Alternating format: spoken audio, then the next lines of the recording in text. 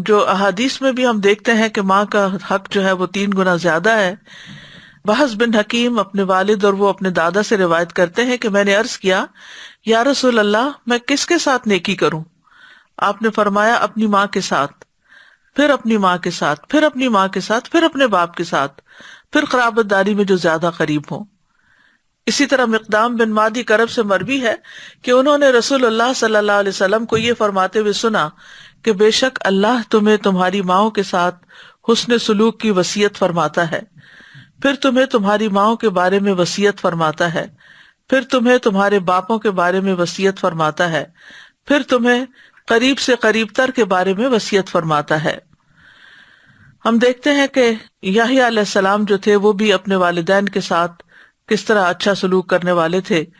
اللہ تعالیٰ فرماتے ہیں یا یحییٰ خذ الکتاب بقوۃ وآتیناہ الحکم صبیا وحنانا من لدنا وزکاۃ وکان تقیا وبرا بوالدیہ ولم یکن جبارا عصیا.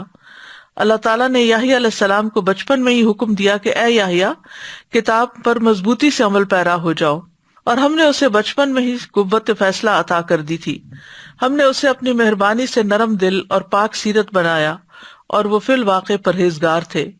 وہ اپنے والدین کے ساتھ ہمیشہ اچھا سلوک کرتے تھے اور کسی وقت بھی جابر اور نافرمان نہ ہوئے.